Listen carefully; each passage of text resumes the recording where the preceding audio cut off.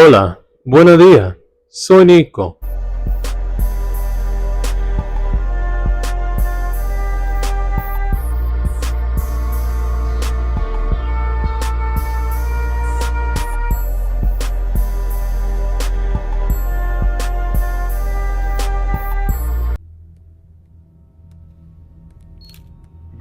What's going on? What are you doing? Deal's off. Off? What's with the pictures? These are for the tabloids. Smile. Tabloids. Think I'll leak them to the Post first. Morning shows will pick the story up in second. And today, we're here to close out another wonderful week's worth of content. And today, I wanted to talk about something very personal. Nico, once again, I feel like I have to do this like once every 6 months to a year. I want to address some public commentary about me. I don't know how many people would be interested in this video. It's not going to be anything crazy. But I wanted to just say some things. But before we get started, if you like this kind of content, make sure to follow me on patreon.com/Nicosaesthetics for more exclusive lives, weekly videos, and be a part of the live streams that happen every Thursday, 5:30 and 7 p.m. CDT, where we have a multifaceted panel, discuss various topics, and sometimes just key. If that sounds interesting to you, definitely tune in. Now, let's get on to the actual video. I actually recorded like a 9-minute video about this topic, but it had a lot more energy in it. Energy like, and that's not how I want to be like perceived as per usual. Because I remember when I addressed a performer in a second video that was a follow-up to one that is no longer up, I basically addressed them with back-to-back public testimonies and receipts of other performers saying that they had negative interactions with them.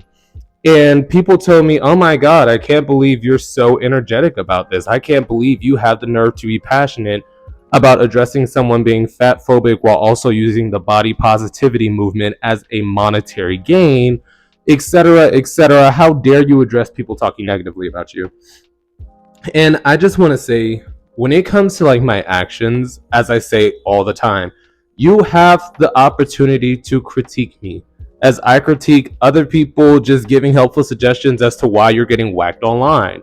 But once again, if it is not about my actions, I don't want to hear. If anything, I don't want to hear it, even if it is about my actions. For the sole fact that I never come on here and make grown men answer to me, a complete stranger on the internet.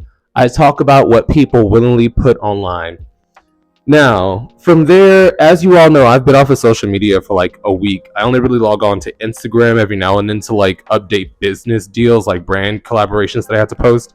But for the most part, I haven't really been on Twitter, Instagram, any other apps. I mean, OnlyFans, but that's because it's business related. Maybe YouTube, I'm in the comments. Speaking of, this is this week's comment from the last video. And I just wanted to highlight it because I said I was going to at the previous video, as in a continuation of what we talked about last time, which was an update on the Julian Morris hunt for questions about the untimely passing of DeAndre Katrell. I also noticed how the reporter basically described him as an ambassador of the LGBT lifestyle. I do not expect much from the heterosexual community, if I'm being quite honest, because in today's day and age, I'm surprised they just said that instead of a slur, if I'm being quite honest. I think the family described him as that because he is essentially a go-go boy, well, he was before his passing, with his boyfriends. So it's difficult to like describe what he actively did in the community because yes, he was a dancer. Yes, he was an actual college student. It's more so his profession was dancing, erotic dancing, not like stripping, but you know, like in tiny briefs. So I understood the careful wording of how they wanted the media to perceive him in his passing. Now that we got that out of the way, let's get back into the video. So, what I want to say is I received a cease and desist from a performer who was talking negatively about me when I asked them about a disturbing video they released of a veteran performer. And when I asked about that situation because it was genuinely concerning, and I still believe what I said, they basically started attacking my body and trying to say I was jealous of them when, no offense, I'm a little bit more relevant than them and I don't really care about like that kind of thing anyway. But point is, I'm not jealous of them. And the cease and desist was basically, we want you to take down these 2 videos. They never said I had to come online and say that I lied. They never said that I had to come online and say that I was wrong. They just said, we want you to remove these 2 videos. And I did. Because at the end of the day, I am not going to fly from New York to Atlanta back to back to fight court cases with a performer who is, quite frankly, not in my radar, if I'm being quite honest. Out of the hundreds of videos that I've done, I think this performer has come up twice before the 2 last videos that I produced that they wanted me to take down. But it's interesting how when it was videos praising their content, when it was videos praising their bisexuality in their content, they didn't want me to take that down. They basically wanted me to take down the secondary video and the first video where I whacked him upside the head with my words in public testimonies. And that's perfectly fine. But once again, I'm not coming online to say I was wrong and or lied. I'm just not going through the legal process of that situation because I am not Tasha K.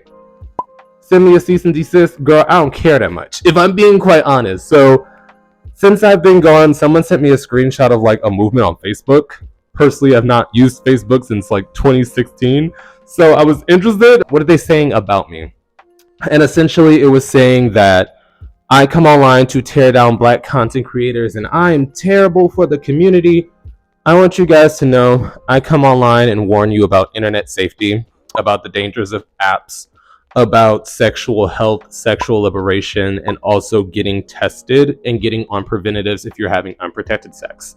I talk about warning people about working with content creators that come online and willingly put their mess online.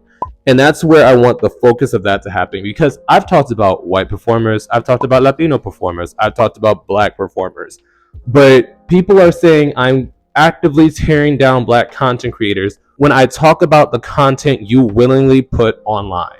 And I have to have this conversation every 6 months because as my channel grows, more people come on and they're like, oh my God, why is the content so negative? Why are you always covering these stories? I talk about positive things. Back in the day, I used to do a Noah's Ark watch party. I did a Pose watch party where we recap the videos.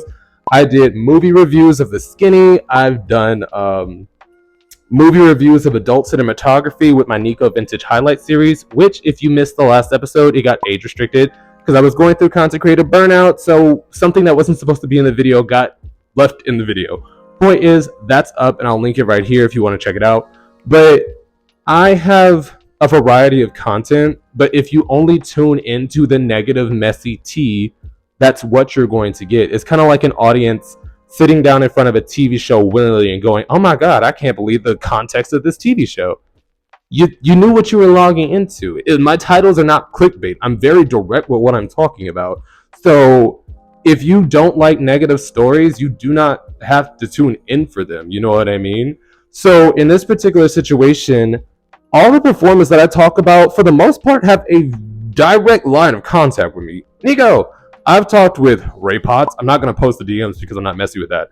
I've talked with EJ on Demon Time. I've talked with the performer who sent me a cease and desist. I've talked with the boy in the pic. He tried to get my number, but we just talked through like social media. Point is, all of these performers have a direct line of contact with me. I'm not hiding. I'm not using private information. I'm talking about what people willingly put on the internet. So to void the person of the topic of all actual personal responsibility and being mad that the people on the internet have the nerve to talk about something that you made public domain is silly and immature. So if you feel like I'm actively tearing down content creators when I interview performers to give you a more human look at who they are, when I actively talk about queer content to put you on something you might have missed, when I actively try to highlight Black and brown adult cinematography from the past so it's archived and not forgotten with time, you're just gonna have to feel that way alone because that's not necessarily what I do. Once again, my personal life isn't on the internet because I don't put it there. Even when I got the cease and desist, the name on the document was wrong. Like, that wasn't me. I don't know who the fuck that was, but it wasn't me. So I'm just sitting here like, in theory, if I deleted all my social media, I'd be fucking gone from the internet because I know that what you put on the internet is forever. So once again, if you have an issue with me talking about what you willingly put on the internet and basically archiving it in a video so that people know what's going on, you have to actively address the personal responsibility you have for putting that information online. Heck, even when I cover stories and the victims of said stories say, hey, I don't want this information out, can you take it down? I will gladly do it. For example, I remember I did a video on an ex-football player who got exposed for doing gay adult content, and he messaged me and we had a private conversation and I understood where he was coming from, and as a victim, I'm not going to fight him on that. That was one of my most viral videos in a long time. It got like 27K views in a day, less than 24 hours. So in theory, that could have went really viral, but I understood that as the victim, he didn't want me talking about that. So I willingly took it down. It's actually on my Patreon where I discuss why I took this down in detail.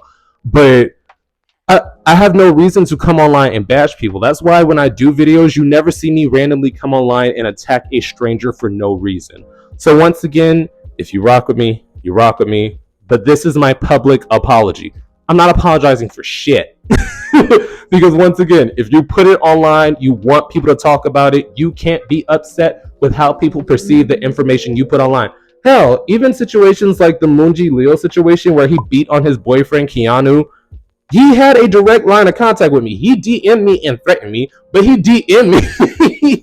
And we had the full conversation of how, oh, that wasn't DV, I was just fighting my boyfriend. And I'm like, fighting your boyfriend, fist fighting your significant other is DV. So once again, all of these people have a direct line of contact with me, and I'm only talking about what you put online. I do not do digging into people's personal lives.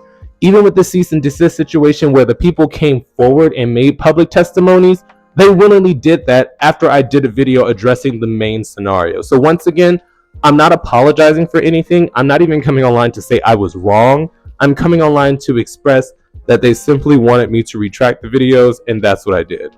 So once again, I'll see you guys next time, and I hope you have a wonderful weekend.